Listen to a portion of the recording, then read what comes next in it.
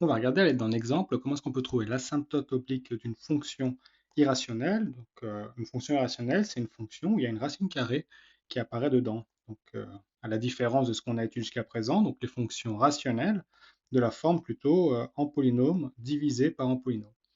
Et pour trouver les asymptotes obliques d'une fonction rationnelle, on avait une méthode qui était toujours la même, une méthode générale.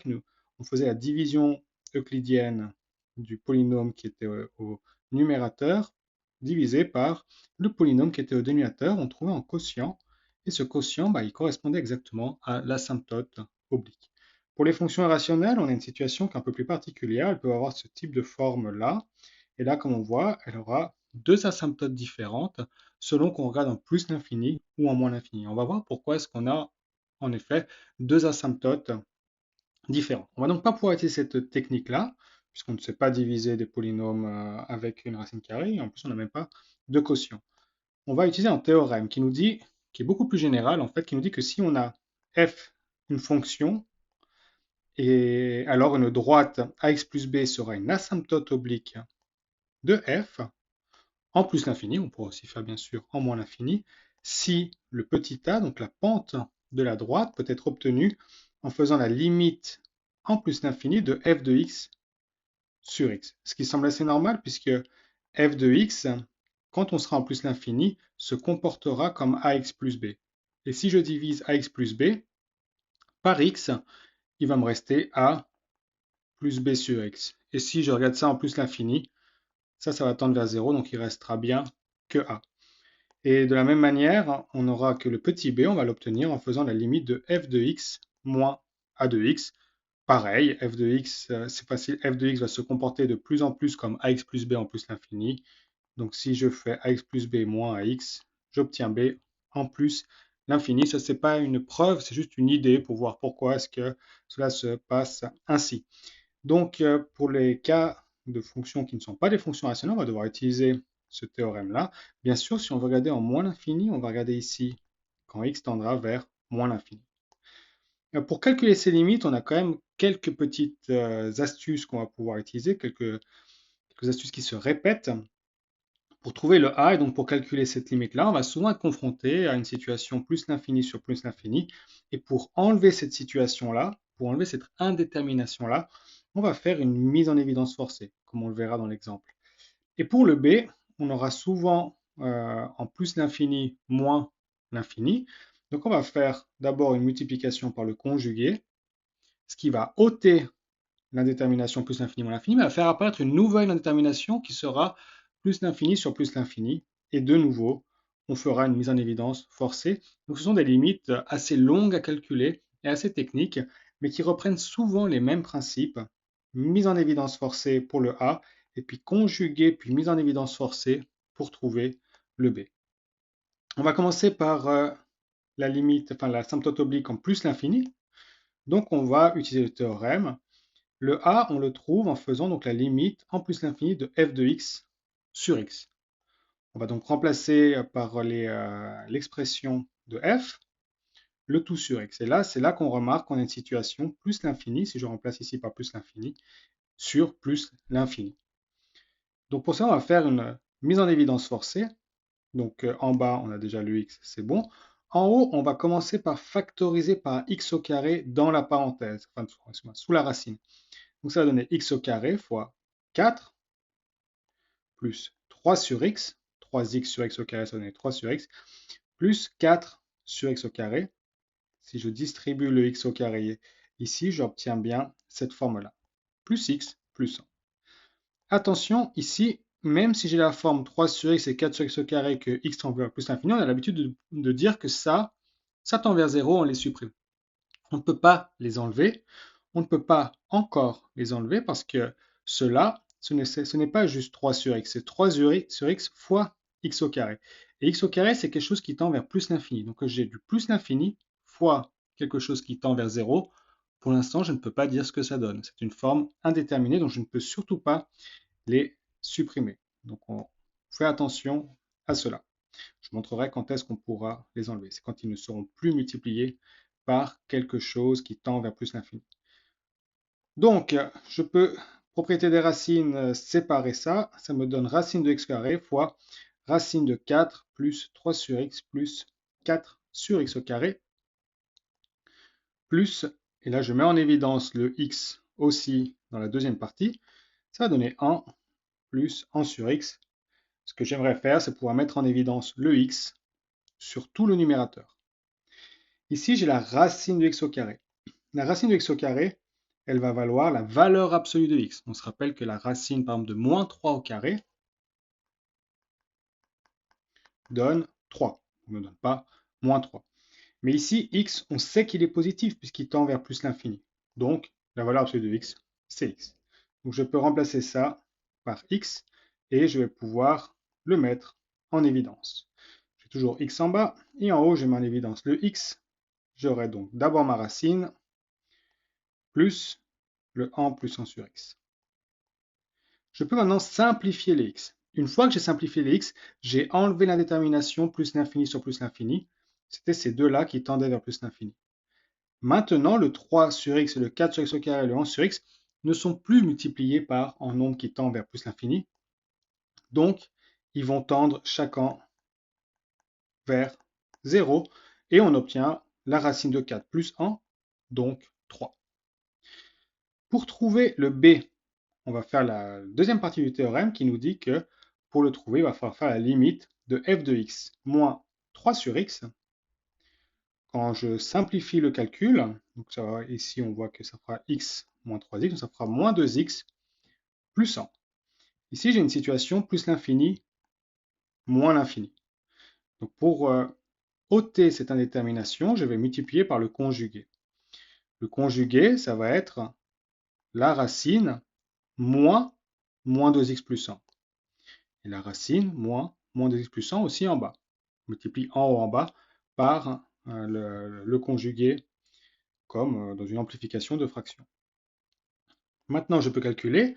J'ai donc la troisième unité remarquable. Donc j'ai la racine au carré moins 2x plus 100 au carré. Le tout sur toujours mon conjugué. Cette fois-ci, j'ai distribué le moins pour m'écrire plus 2x moins 1. Ça va donner le carré de la racine de 4x carré plus 3x plus 4 donne 4x carré plus 3x plus 4, puisque x au carré étant positif, c'est en 4. Tout cela, ça sera positif en plus l'infini et en moins l'infini, donc je n'ai même pas besoin de changer de signe. Tout va très bien. On aurait eu un problème en fait si on avait eu moins 4x au carré, mais ce n'est pas en cas qu'on traite ici. Moins, et on va donc faire la deuxième unité remarquable pour moins x plus 100 au carré, ce qui donne 4x au carré moins 4x plus 100, le tout toujours sur notre conjugué. Quand on simplifie un peu en haut, on obtient 7x plus 3, donc les 4x carrés se suppriment. 3x moins 4x, ça fait 3x plus 4x, 7x, et 4 moins 1, ça donne 3, toujours sur notre conjugué, plus 2x moins 1. J'ai enlevé l'indétermination plus l'infini moins l'infini, mais j'en ai fait apparaître une autre. J'ai fait apparaître la détermination moins l'infini sur plus l'infini, exactement comme avant. Donc comme avant, je vais mettre une mise en évidence forcée. Donc en haut, je garde le 7x plus 3. Et en bas, je vais factoriser en mettant en évidence le x au carré.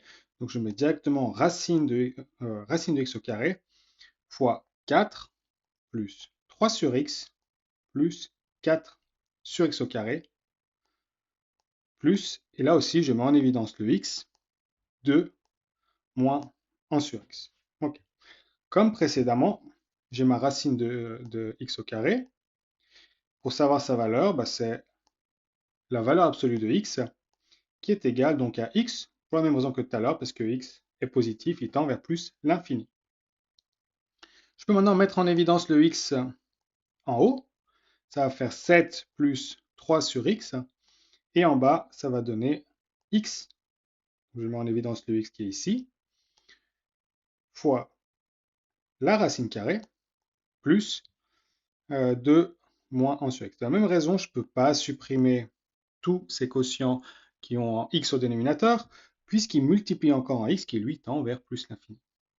Mais après simplification, je peux le faire. Je n'ai plus maintenant une multiplication par quelque chose qui tend à plus l'infini. Donc chacun de ces petits quotients, 5 sur x tend vers 0, 3 sur x tend vers 0, 4 sur x carré tend vers 0, 1 sur x tend vers 0. Il reste 7 sur racine de 4 plus 2, donc 7 sur 4. J'en déduis donc que l'asymptote oblique en plus l'infini est y est égal à 3x plus 7 sur 4. Mais si je regarde bien ce que j'ai fait ici, à un moment, j'ai pris la valeur absolue de x, et j'ai dit que c'était égal à x, car x tendait vers plus l'infini. Mais quand on va tendre vers moins l'infini, on aura plus là. Quand x tendra vers moins l'infini, la valeur absolue de x sera égale à moins x, comme on a vu précédemment. C'est égal si je fais donc la racine carrée de moins 3 au carré, ça donne 3, qui est égal à moins 3. Donc c'est l'opposé de moins 3. Donc on va pouvoir reprendre une partie commune quand on va faire en moins l'infini. On repart de la même idée, et jusqu'à ici, on peut faire exactement pareil. Ça ne change pas.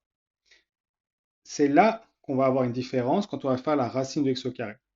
La racine de x au carré est toujours égale à la valeur absolue de x, qui cette fois-ci est égale à moins x, car x tend vers moins l'infini. Donc, ça veut dire que quand je vais mettre en évidence le x en haut, je vais avoir ici moins la racine, plus 1 plus 1 sur x. Et ça va changer donc notre résultat, et c'est pour ça qu'on n'aura pas la même asymptote oblique en plus l'infini et en moins l'infini. Là, je peux simplifier les x. Chacun des petits quotients avec en x au dénominateur tend vers 0, puisque x tend vers moins l'infini.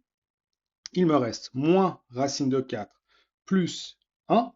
Ça fait moins 2 plus 1, ce qui donne moins 1. J'ai cette fois-ci une pente de moins 1. On va continuer maintenant pour calculer le b. Le b, c'est la limite de f de x moins 1 fois x, donc moins x. Puis quand je calcule ça, comme c'était plus x plus 1, plus x, ça va donner plus 2x plus 1. Donc j'ai juste fait plus x plus 1, plus x ici. Donc ça fait plus 2x plus 1. Ça tend vers moins l'infini, car x tend vers moins l'infini. Et ça tend vers plus l'infini. Toujours, cette partie-là, elle tend vers plus l'infini. Elle est positive sur ce que c'est une parabole. Elle tend vers plus l'infini quand x tend vers moins l'infini ou quand x tend vers plus l'infini. Et on a une situation plus l'infini moins l'infini.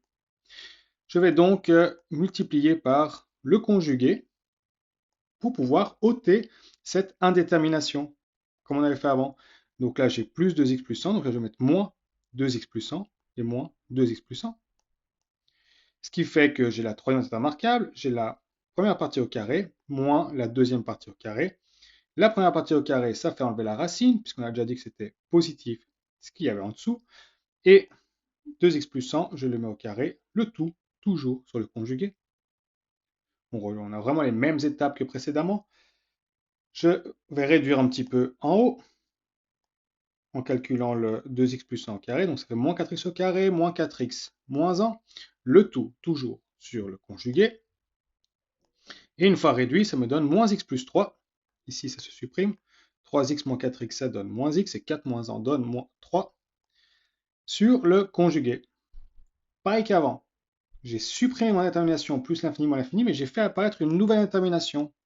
Moins l'infini sur plus l'infini. C'est même plus l'infini sur plus l'infini. Je vais donc devoir faire une factorisation, une mise en évidence forcée, comme pour le A ou comme pour le B précédemment. En bas, je factorise par x au carré dans la racine, là, par racine de x au carré, ce qui fait qu'il me reste 4 plus 3 sur x plus 4 sur x au carré. Et je factorise aussi par x, la deuxième partie, ce qui fait que j'aurai moins 2 moins 1 sur x. Comme on avait vu avant ici, on a que la racine de x au carré vaut la valeur absolue de x, et qui vaut moins x, puisque x est négatif, car x tend vers moins l'infini. Ce qui va faire aussi une différence avec le calcul d'avant. On calcule en haut, on factorise, ça donne on met en évidence donc le x, ça fait moins en plus 3 sur x. Et en bas, je peux factoriser par x en faisant bien attention. Ça donne moins x, donc je vais avoir moins la racine plus moins 2 moins 1 sur x. Je simplifie les deux x. Tous mes quotients avec en x au dénominateur tendent vers 0. Il me reste en haut moins 1. En bas, il me reste moins racine de 4, donc moins 2, ce qui donne moins 1 sur moins 2, et ce qui donne en quart. On en déduit que l'asymptote oblique en moins l'infini est y est égal à moins x plus en quart. Donc si on reprend dans une fonction irrationnelle, on peut avoir des asymptotes obliques qui sont différentes en plus ou moins l'infini. Pour les identifier, on va faire ces deux limites-là. Pour le a, on va faire limite de f de x sur x, et pour le b, on va faire la limite de f de x moins a sur x quand on aura trouvé le a. On aura toujours les mêmes techniques à utiliser, des mises en évidence forcées, quand on a une situation infinie sur infinie, ou le conjugué quand on a une situation infinie moins infinie. Puis pour le b, on aura souvent besoin de faire encore une mise en évidence forcée. Donc beaucoup de calculs et d'algèbre, de calcul littéral, mais finalement, ce sont deux techniques qu'il va falloir maîtriser et on arrive à la fin à trouver nos asymptotes obliques en plus ou moins l'infini.